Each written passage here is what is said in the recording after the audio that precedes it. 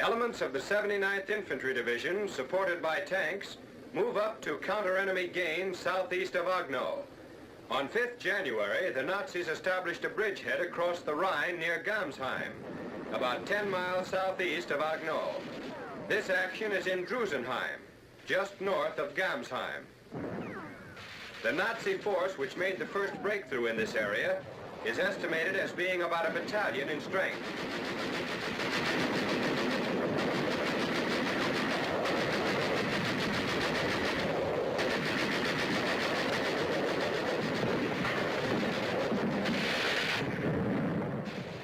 Infantry troops dash for cover, while tanks start to drive the foe from defensive positions at the far end of a bridge leading to the next town.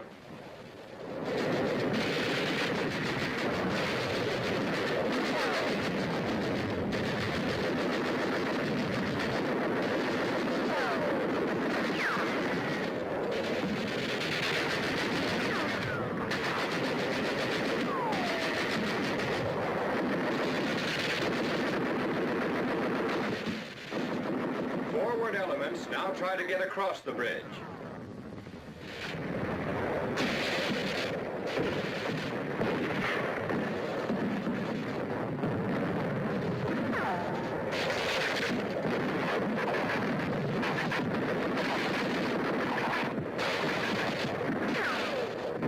Other troops follow up the initial crossing.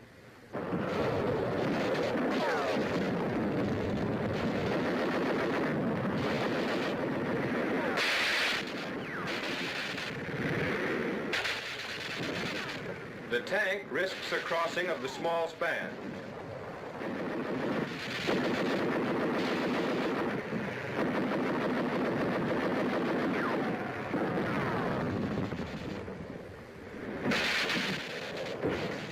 Additional troops press forward, and heavy but indecisive fighting continues.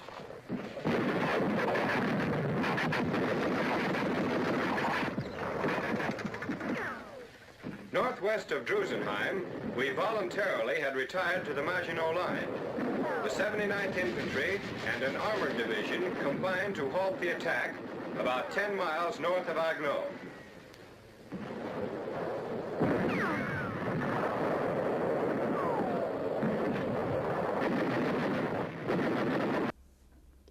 My name is John Hermannes. I'm grandson of Lawrence James Hermannes. He was a anti-tanker with the 1st Battalion, 314th, 79th Division in World War II, and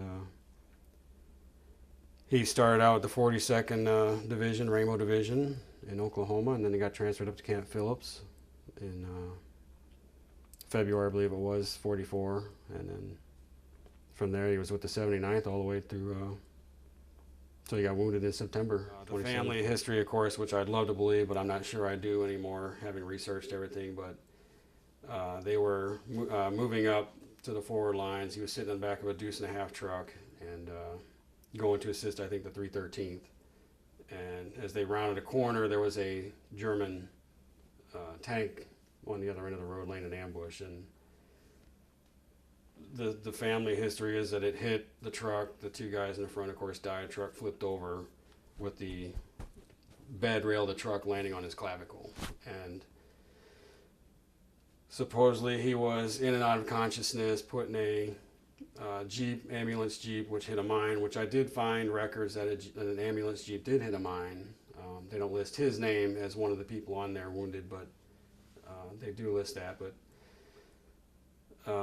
the other version is it was just a truck rollover, and it rolled over and landed on his clavicle. So what we do know is the truck rolled over at some point onto his clavicle, and that sent him home. You know, these vets need to be recognized, and they all have stories, and my grandpa has stories. I just wish he was around to tell them. I mean, we have some,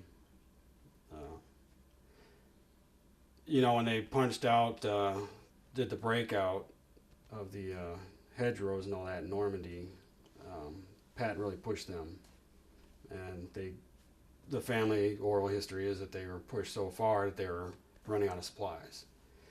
And like I told you earlier, that, you know, he was sent out to get potatoes in this potato field, and he rolled into that foxhole that was occupied by a German. And, you know, he said, "You go your way, I'll go my way." And the German pulled out his knife, and he pulled out his knife, and they got into a knife fight, and he ended up stabbing the German in the chest. And the story that both my dad and I grew up hearing from my grandpa that I remember was this German is dying in his arms, crying. He's crying. The German's dying and crying, and he pulled out a picture of his family, you know, and the German died right there. And I have both knives. I have the German knife and my grandpa's knife, and just stuff like that. You know, it's just the little personal battles that you don't really hear about too much.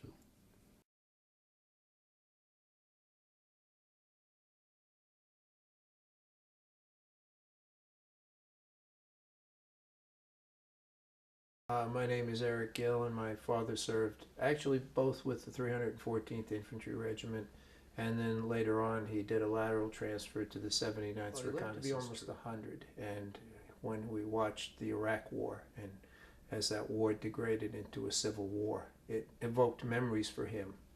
And we were watching the news, and there was something in the news about the dogs tearing apart the corpses in the street. And my dad said, "I've seen all this." He saw it as a boy in Russia. He saw the executions. He saw the dogs eating the corpses. So he left Russia as a 12-year-old boy, no family. And he was a man without a country. He sailed the oceans. He was a merchant sailor. And he came to the United States. When he came to the United States, it was 1930. And the Great Depression had already started. And one of the reasons why he actually volunteered for combat was it came to America, typical immigrant, nothing but hopes and dreams. And by 1937, after being 7 years in America, he had learned a trade. He was a skilled X-ray technician. And he had a top-of-the-line Indian motorcycle, which he loved. So when the war broke out, he eventually got drafted because he was older.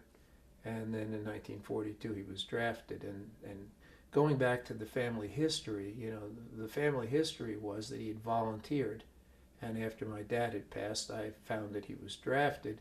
But then going back to his military, his MOS, military occupational specialty as X-ray technician, I asked him how he came to be a foot soldier in the 314th, and he said that he was raising a stink with his Russian-American accent, and he said, "I want to fight," and they wouldn't let him. And he was worth more to the Army, really, as an X-ray technician.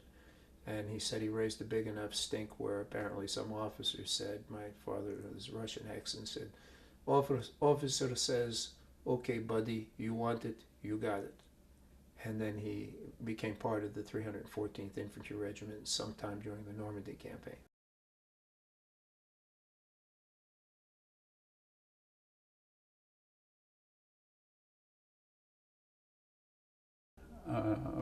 I'm really proud of being in the 79th Division, and I'm glad that we're still alive somewhere. 79th is still alive somewhere, and they're doing some good for people. And you know, I'm proud of it, and I think if you're a 79th veteran, and there are not too many of us left, I mean, I'm talking back from World War II, I'm still proud of it. And I think they all are too. I joined the 79th Division, and I was assigned to 314th Regiment, and this was down in Alsace, Lorraine, France. And it was interesting. That was I was assigned to this group, Company A, and they went through I just got a nice welcome where we lost a lot of people in a battle almost immediately, and lost most of B Company to the enemy. And it was against either 12th or 14th German Panzer Division, which was the main force. And from there, let's see, where did we go from there? Spent a lot of time in Alsace, around Suffelheim, Sussenheim, Bischweiler, Hagenau, all these little towns that were rife with Germans here and there. And shortly after that, we went back into a reserve rest area near Pompeii or Nancy, France. And from there, where did we go? We went up into Netherlands and Belgium, and then went to did some attacks across the I can't remember the names of the places now, but it was near the Rohrwiller and toward into Germany. And shortly after that, we went north to cross the Rhine River, just above the area where Dortmund and you see Dortmund and some other German, they're in the Ruhr Valley anyhow. And we ended up, the war was really over for us about, I think about April 25th of 1945 in a place called Westhofen, Germany, and shortly thereafter into Dortmund, Germany, named Gardenstadt.